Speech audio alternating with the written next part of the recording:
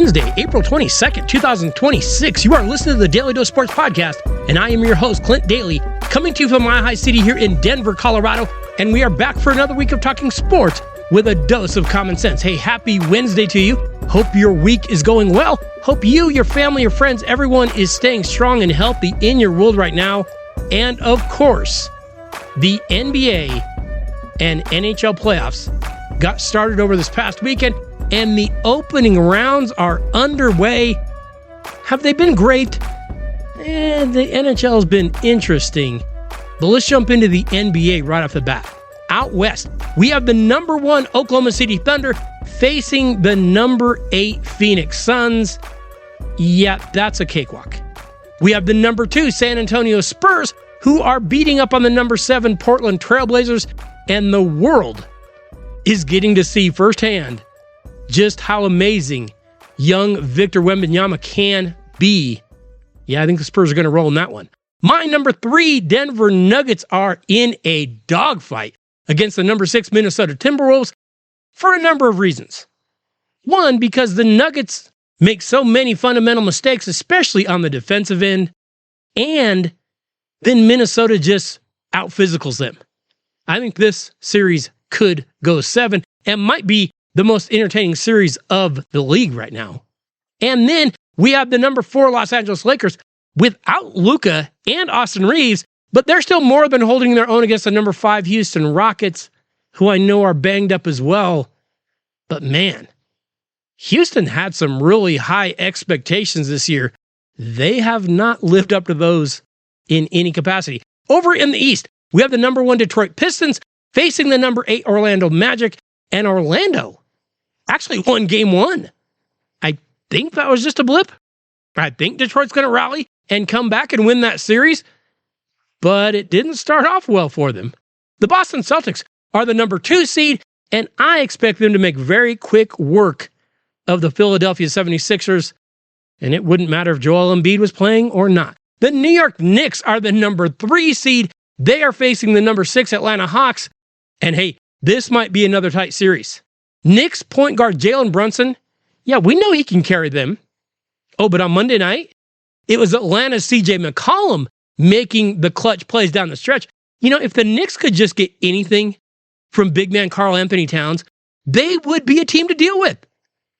But they don't. Finally, the number 4 Cleveland Cavaliers are making what looks like quick work of the number 5 Toronto Raptors, at least so far. But it is Cleveland, so you never know. Hey, right now, the NBA is probably the most predictable league in all of sports. I would put it right there, maybe with Major League Baseball, but usually baseball at least has a surprise or two. Hey, not here in the NBA. I will pick the Oklahoma City Thunder to beat the Boston Celtics right now, and it's May. And you know what? I'm going to be right. Over in the NHL, and I know we don't talk a ton of NHL here at the Dose, but in the West, we have my high-scoring Colorado Avalanche facing the Los Angeles Kings, who are trying to just beat them up and kind of muck things up. And you know, it's kind of weird. I kept seeing all these no king signs around Denver, and I didn't understand what in the world they were even talking about. Now I understand them. Go Avs, go. That's not how it works. That's not how any of this works. The Edmonton Oilers are facing the Anaheim Ducks. Edmonton is trying to get back to being fully healthy, but I mean, I think they're going to roll the Ducks because the Ducks play no defense. There is no D in UCks. The Vegas Golden Knights are going against the new expansion Utah Mammoth. Hey, both of these teams can score goals, but I think the Knights are going to advance on their experience alone, and the Dallas Stars are in a very physical series with the Minnesota Wild. I know the Stars are going to eventually beat the Wild. I know the Stars are a title contender, but this might be a physical series that could go 7 games. And then over in the East, we get the very talented, but also inexperienced Buffalo Sabres, who are facing a Boston Bruin team that also has struggled to play defense.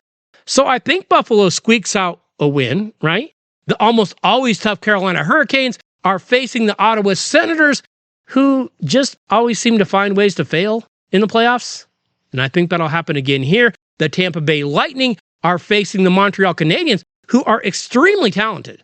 I just don't know that they have the depth that Tampa Bay has, and the Pittsburgh Penguins are in a wild series against the Philadelphia Flyers. Hey, Pittsburgh flies around, they score points, and the Flyers try to lock you down with their defense. So this might be a really, really entertaining series. I would probably lean towards the Flyers, though. Okay, so I'm going to be a homer, and I'm going to predict my Colorado Avalanche to have a rematch with the Tampa Bay Lightning in the Stanley Cup Finals. But like I said, the NHL is way harder to predict, and it seems like every year we get a major upset or two in those Stanley Cup playoffs, and it won't surprise me one bit if we get a few more this year. Hey, today on The Dose, we will, of course, be bringing you our annual Daily Dose NFL Mockery Draft, as only we can. We will let you know exactly who will be getting picked in the first 10 picks of the 2026 NFL Draft. Remember, that begins tomorrow night. And we have a Daily Dose Top 5 for you that will also be heavily NFL Draft flavored as well. But first, we do have a little bit of news to touch on this week.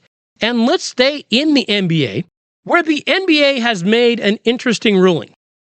Because they have ruled that Los Angeles Lakers guard Luka Doncic and Detroit Pistons guard Cade Cunningham are eligible for the 2026 NBA awards after the league and the players union ruled in their favor last week. Now, Doncic and Cunningham will remain in contention for those awards, such as MVP and All-NBA.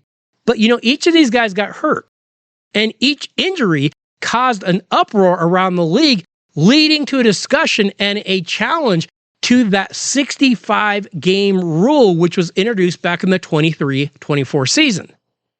Now, the rule is if you haven't played at least 65 games, you're not eligible for those awards.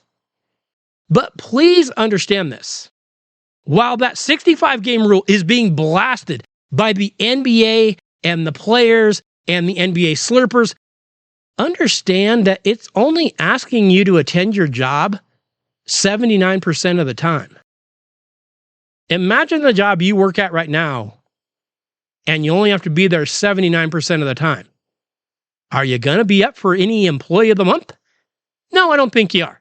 And as easy as that would be to attain, as easy as that mark is to hit, NBA players still can't get it. I just can't figure out why NBA players won't play.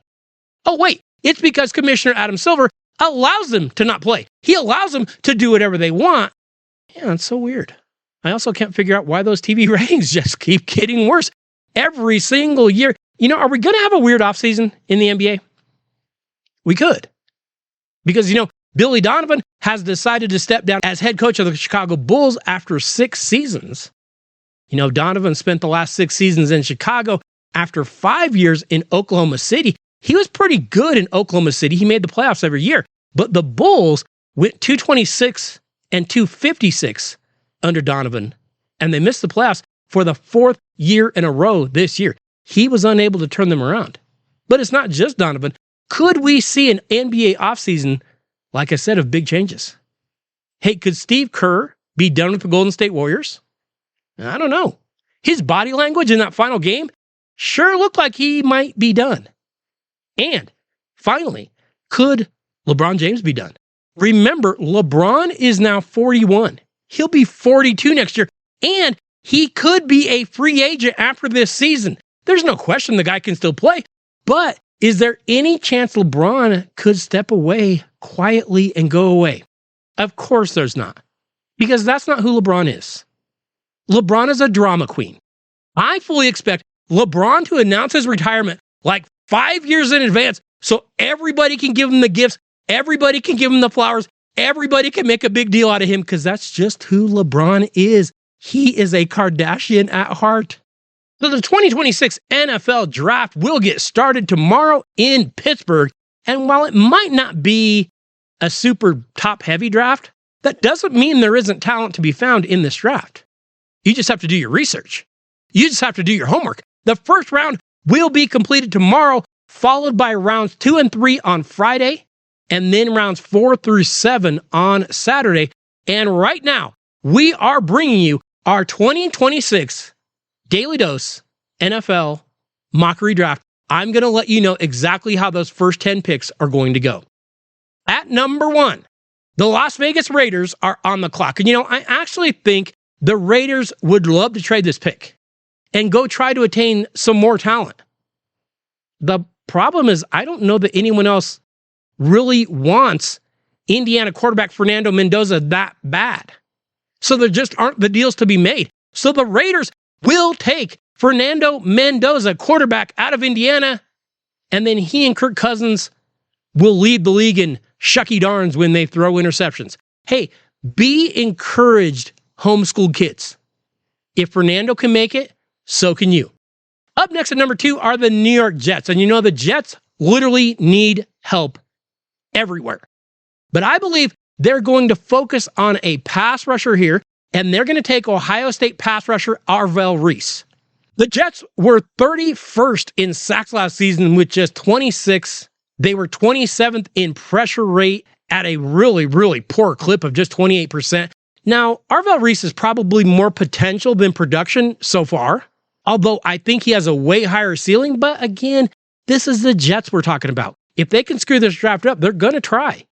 At number 3, we have the Arizona Cardinals, who have another new head coach in Mike LaFleur, who comes over from being the offensive coordinator with the Los Angeles Rams and walks into an absolute disaster in Arizona. Now, the Cardinals have to be tempted to take an offensive player here. But that defense was just so bad, I don't think they have a choice. I think they have to go defense. The Cardinals were in the bottom 5 in pressure rate as well last season, and I think they need someone like an Arvell Reese, but he's already off the board. They really need someone to be opposite Josh Sweat in a division where you've got quarterbacks like Matt Stafford and Sam Darnold and Brock Purdy. So I think they go Texas Tech outside linebacker David Daly here and try to shore up that defense a little bit. The Tennessee Titans are up at number 4. And despite being completely incompetent, Notre Dame running back Jeremiah Love falls right into their lap here. And I actually think Jeremiah Love could end up being the best player in this draft. So this is an absolute steal for the Titans.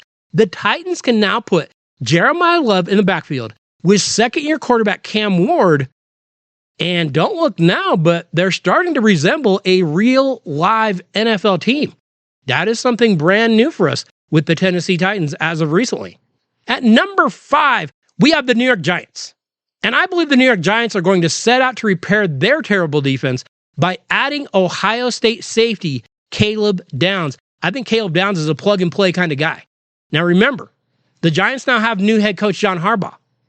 Also remember, he drafted a few safeties in the first round when he was in Baltimore.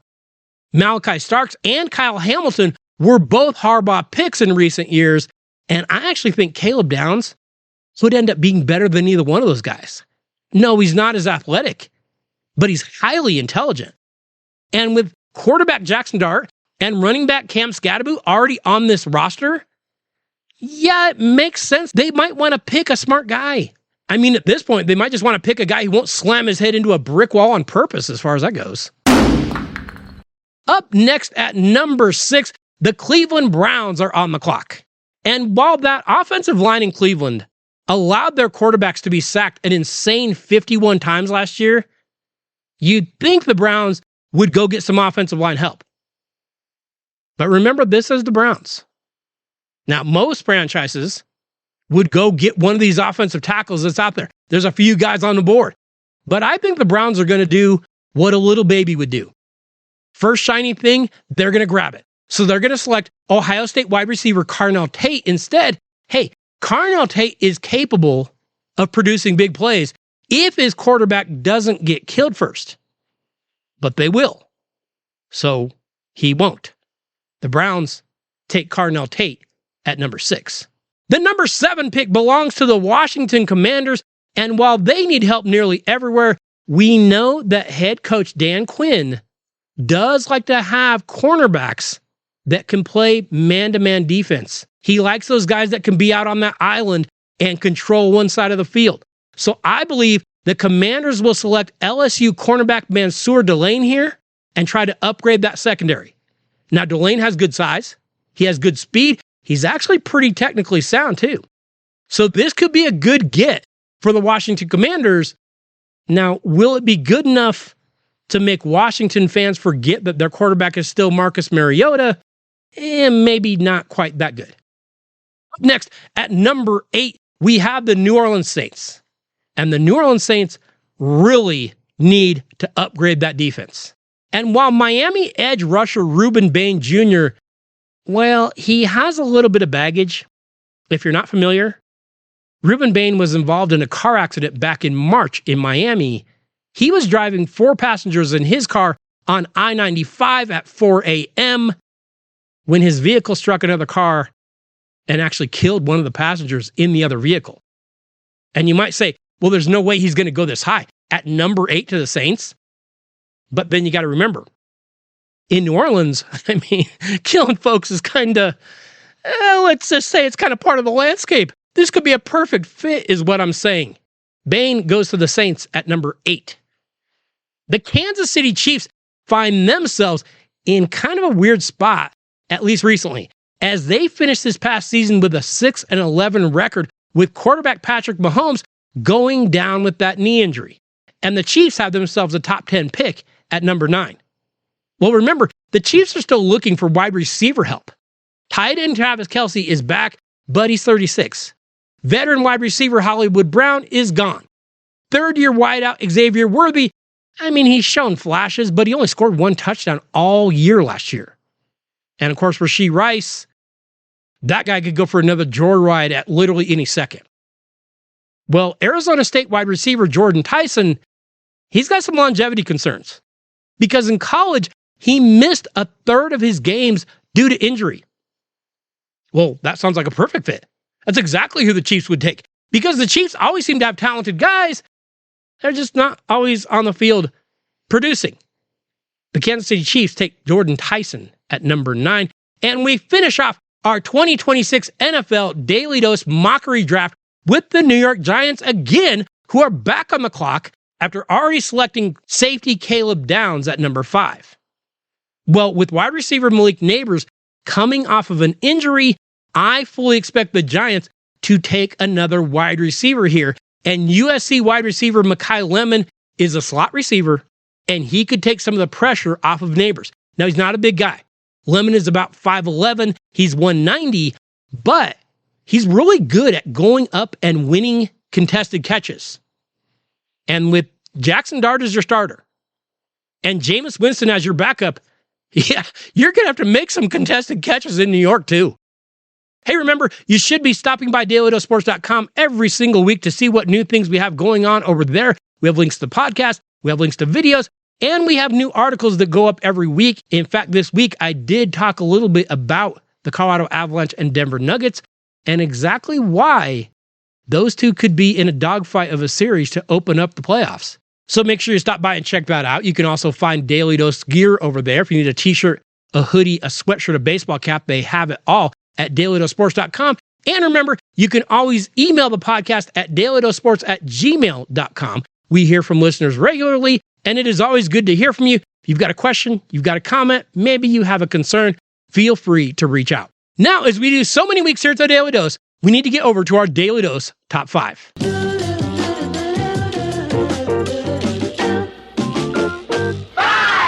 Okay, so let's get this on the table.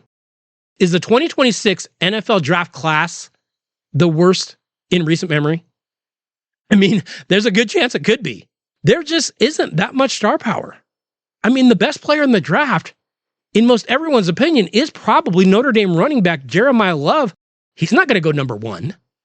So it might be kind of a weird draft where trades might end up being more exciting than the picks themselves. But trust me on this, we have seen some bad drafts before. Today, our Daily Dose Top 5 counts down the top 5 worst NFL draft classes ever. Let's see how this year is going to stack up. We start off at number 5. And we go back to the year 2000. Now, this draft is noteworthy for a number of reasons. First, it marked the first time in 34 years that a kicker was taken in the first round, as the Oakland Raiders took Florida State kicker Sebastian Janikowski, who may or may not have roofied the Raiders front office to get that pick. But that wasn't even the most noteworthy aspect of this draft.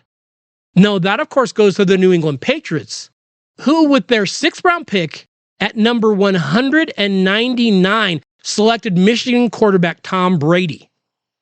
But remember, there were 6 quarterbacks taken before Brady: Chad Pennington, Giovanni Carmazzi, Chris Redmond, T. Martin, Mark Bulger, and Spurgeon Wynn. Now, the Browns, in a clear indicator of why that franchise has been struggling, like since always, is the fact that they had the number 1 pick in this draft, and they took defensive end Courtney Brown.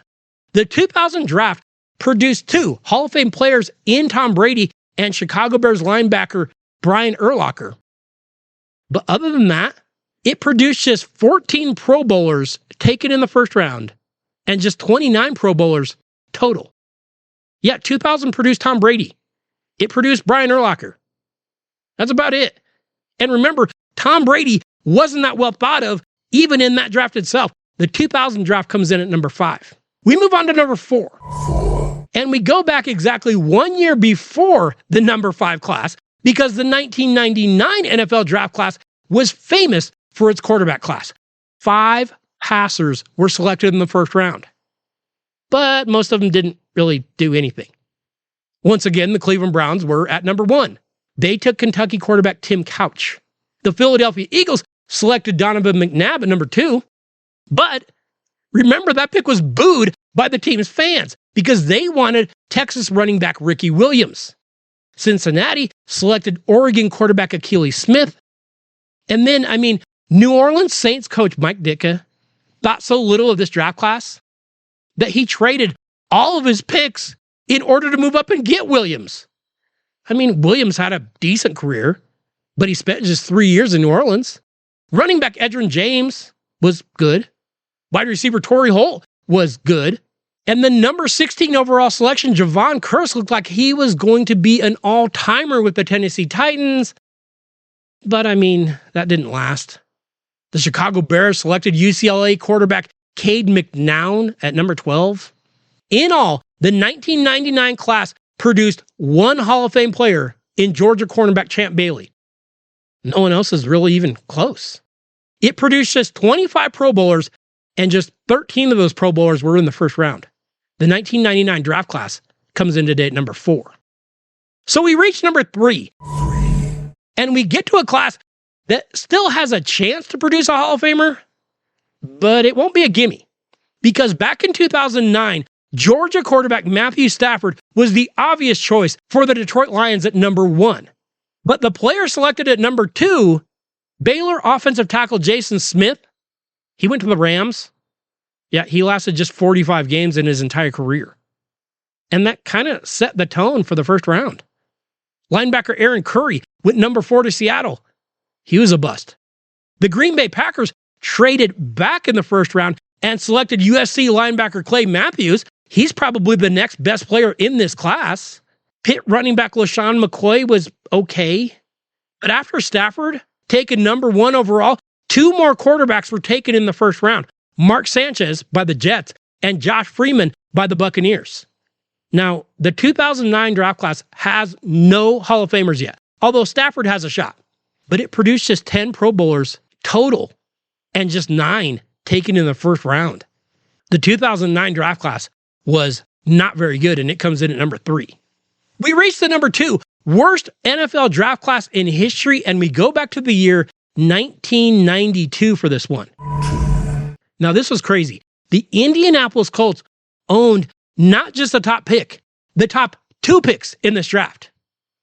And somehow they managed to miss on both.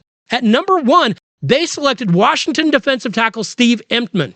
Emtman played just 9 games over 3 years because he was hurt all the time. Now, that one was unfortunate. But when you played on that horrible AstroTurf, injuries were a problem. But then at number 2, the Colts picked Texas A&M linebacker Quentin Coriat. Yeah, he played 7 years. He never made a single Pro Bowl. Now, to defend the Colts, it wasn't a great class. Take, for instance, the quarterback class. Houston's David Klingler and UCLA's Tommy Maddox were taken in the first round. Virginia's Matt Blunden and Penn State's Tony Sacca were taken in the second round. That's horrible. There were a couple of late picks that were okay. Jeff Blake went to the New York Jets and then ended up playing a little bit in Cincinnati. And then, of course, Brad Johnson was taken out of Florida State by the Minnesota Vikings. And you'll remember he did play quarterback for the Tampa Bay Buccaneers when they won the Super Bowl. But the 1992 draft produced no MVPs, no offensive or defensive players of the year, and of course, no members of the Pro Football Hall of Fame. In all, the 92 draft produced just 26 Pro Bowl players and just 11 from the first round. And that dreadful class of 1992 comes in at number 2. So we reach the number 1 worst draft class of all time. And I know it's still kind of early, but this has to belong to the class of 2013. The top 2 selections in the 13 draft, Central Michigan offensive tackle Eric Fisher went to Kansas City, and Texas A&M offensive tackle Luke Joeckel went to Jacksonville. Neither one did anything. The 3rd pick, UCLA pass rusher Deion Jordan, was picked by the Miami Dolphins. You'll remember he was suspended for the entire 2015 season for a violation of the substance abuse policy. And then there were the quarterbacks in 2013. And they were bad. In the first round, the Buffalo Bills selected Florida State quarterback E.J. Manuel. Not great.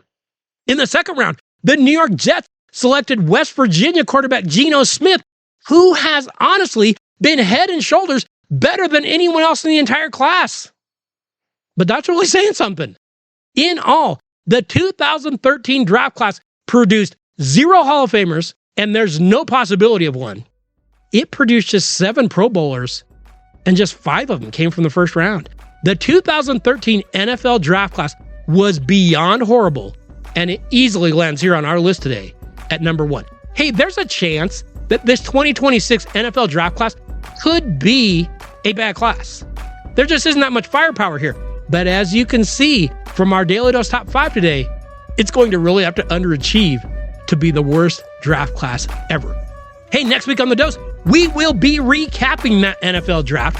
Plus, we'll be keeping you up to date on all that is going on in the world of sports, including those NBA and NHL playoffs. So be sure you tune into The Dose and be sure you let a friend know to the same. Hey, I want to say thank you to each and every one of you for listening to the Daily Dose every week. Thank you for the emails. Thank you for the text. Thank you for the tweets. But more than anything, thank you for sharing the show, for sharing the videos, and for sharing the articles with someone that you know. We absolutely love it when you do that. I have to say thank you to JSP. Could not do any of this without you. I will see you all next Wednesday. Have a great week, everybody.